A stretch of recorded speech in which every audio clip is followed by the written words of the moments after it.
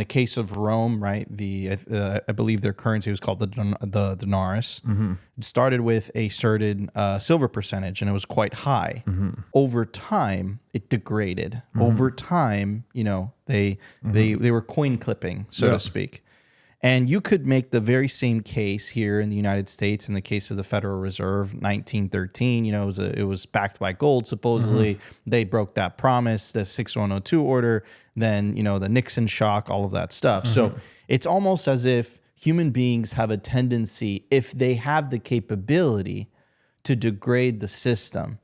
And it might come from a place of good, the road to hell is paved in good intentions, right? Sure. It might come from a place of goodwill, but over time it has severe unintended consequences, which leads us to where we are now, which I believe is, a lot of people call it late stage capitalism. That's BS. Of course. This is late stage fiat. Yeah. The tragedy of all this, Robert, that I see though, is a lot of these people, I would say the masses, and this is actually something that worries me.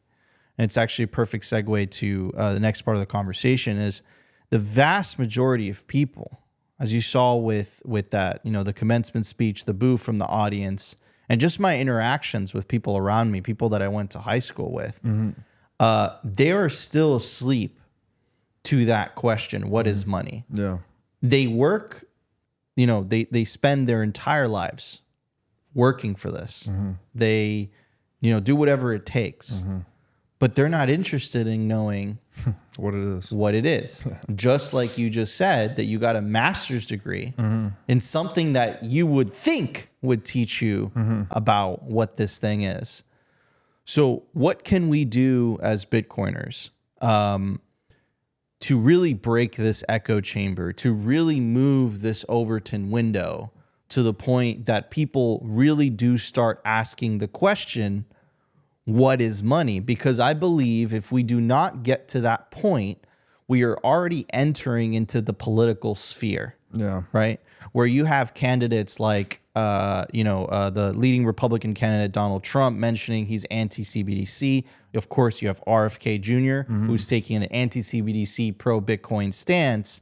I believe the next 5 to 10 years, really, this is going to be a very contentious issue in the United States. Not to mention all the hostility coming out of the current administration, the proposed 30% tax on Bitcoin miners, the FinCEN proposals, the legislation that's currently in the Senate introduced by Elizabeth Warren that has 20 senators that would be a de facto ban on Bitcoin mining in the United States. Not my words, Pierre Richard's words.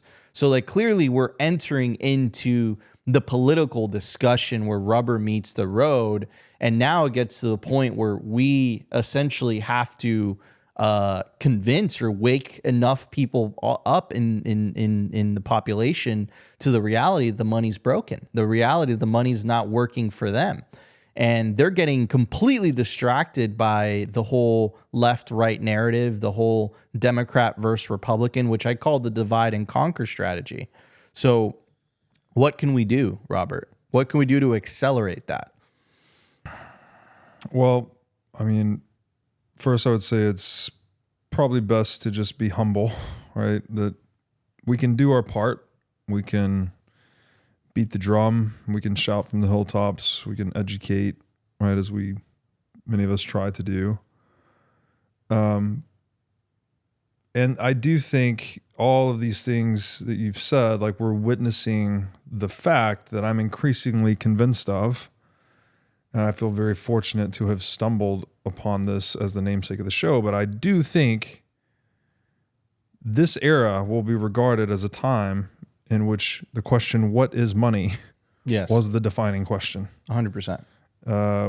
There's a pinned tweet on my Twitter about this, short 3-minute clip, many different people talking about this, arguing about this. Everyone's trying to define it everyone's talking their own book, right? What suits them best, including us Bitcoiners, by the way. But we're also talking about something that suits humanity best. That's the difference. is I'll stop you right there. we're advocating for wouldn't- money that no one can counterfeit ever, right? So yes, it's beneficial to us to figure this out first, and that we benefit in anticipation of later adoption, but it does not put us in a position to bend, twist, or break that rule set. So we're moving into the ultimate moral and technological high ground in Bitcoin, and that it's the incorruptible position to be in. Whereas other people, like Trump, for instance, oh, he's pro-dollar. Why is he pro-dollar? Because that's a corruptible rule set, right? He can control that. He can externalize inflation. He can put more money to wage war, et cetera, et cetera. So the central bankers are going to say exactly what you just said, right? Which is, we know our system is superior.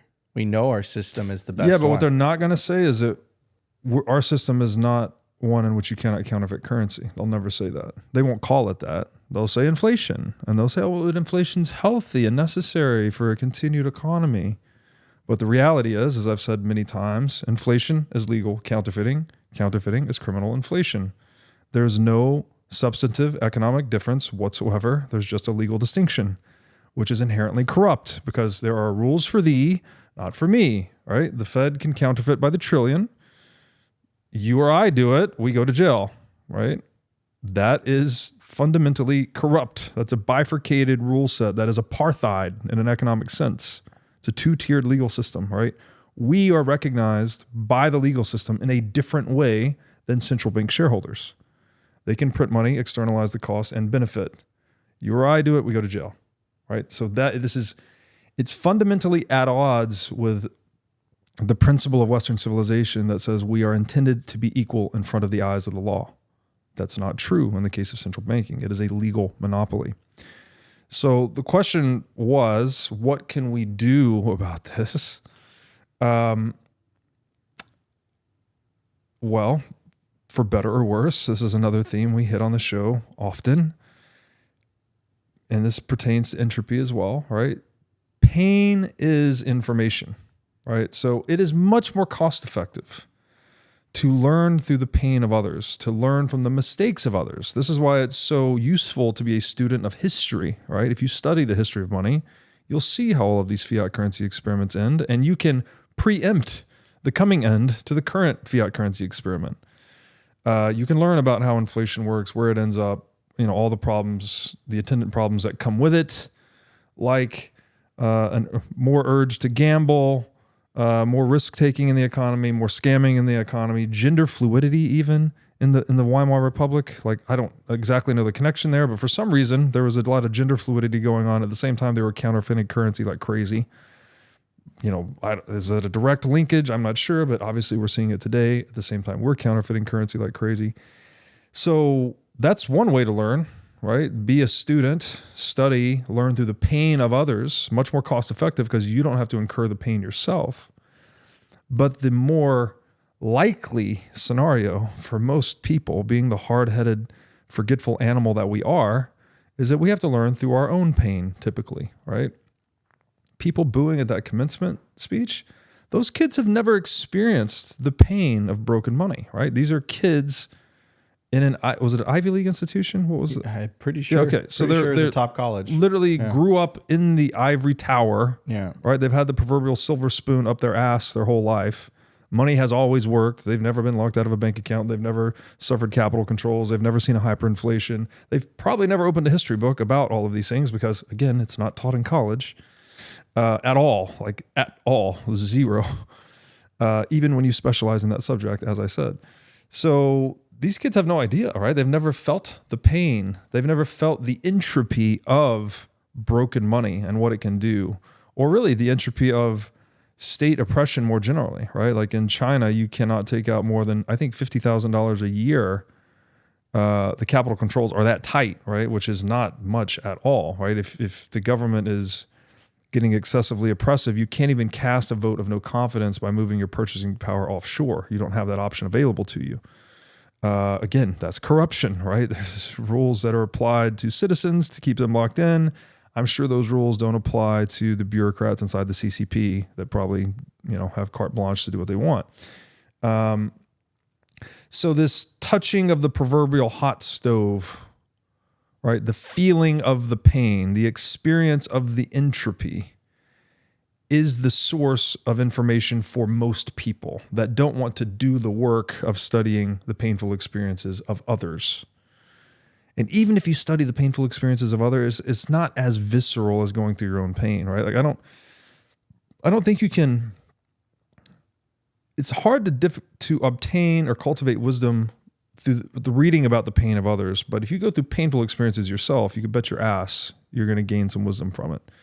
So this is the experienced pain of going through hyperinflation, whatever it may be, where you're experiencing the problems that Bitcoin actually solves directly in your life.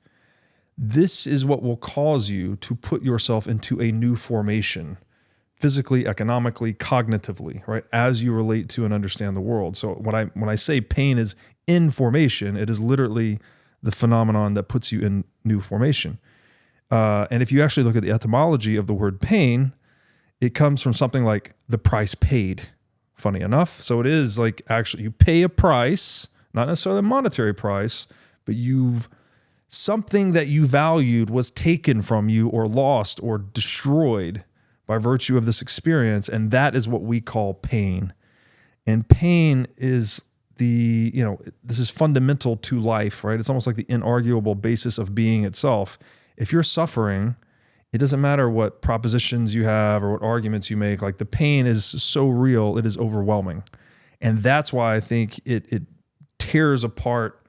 You might be anti-Bitcoin today. Then all of a sudden, if the currency starts to hyperinflate, or if your bank account gets frozen, or you're subjected to capital controls, or whatever the thing is, that pain is going to tear apart your previous worldview and force you to put it into a new formation that says, oh shit, actually this thing is helping me circumvent whatever problem I'm dealing with. Then you'll see the value of Bitcoin and you'll start, down this journey into the rabbit hole, most likely. So there's all of that taking place. So what can we do? I mean, we can continue to educate, but you also have to be humble and accept that this is how people work in general. Like they tend to have to go through the pain first.